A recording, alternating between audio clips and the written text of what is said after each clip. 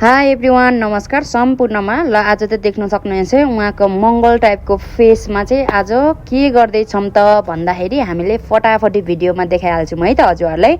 ल आज चाहिँ उहाँ सीता मिसले चाहिँ उहाँको आँखामा मंगोलियन फेसको आँखा छ, उहाँको अलिकति अपेटवाला आउटसाइडवाला आँखा।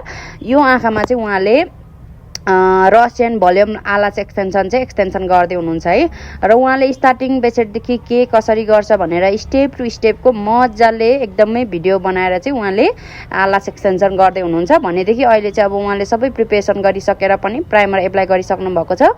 र प्राइमर एप्लाई गरिसके पछाडि चाहिँ उहाँले फटाफटी आफ्नो लासेस चाहिँ एक्सटेन्सन गर्नुहुन्छ है। र उहाँले चाहिँ क्लास लिनुहुँदा चाहिँ 15 डेजको मास्टरिङ क्लास गर्नुभएको थियो। भनेदेखि धेरैजनाले चाहिँ मलाई सोधिराख्नु भएको हुन्छ कि म्याम 15 डेजमा लासेस सकिन्छ र गर्न सकिन्छ र भनेर सुरुमा क्वेसन गरिराख्नु भएको छ। सकिन्छ है मजाले। उहाँले सबै क्लास गर्नलाई आई थिङ्क 15 डेज पनि लाउनु भएन होला। 10 डेजमा उहाँले रियल लासेसमा मजाले गर्न सक्ने भइसक्नु भएको थियो। भनेदेखि उहाँले धेरैजना मोडलमा चाहिँ एक्सटेन्सन गरिसक्नु भएको छ। भनेदेखि आज पनि फेरि उहाँले अर्को मोडलमा एक्सटेन्सन गर्नुभएको छ। बिफोरको भिडियो चाहिँ हामी बनाइ पनि सकेको थियौँ र पोस्ट पनि गरिसकेको छौँ। भनेदेखि यो चाहिँ आज फाइनल एक्सटेन्सन गर्दै हुनुहुन्छ उहाँले।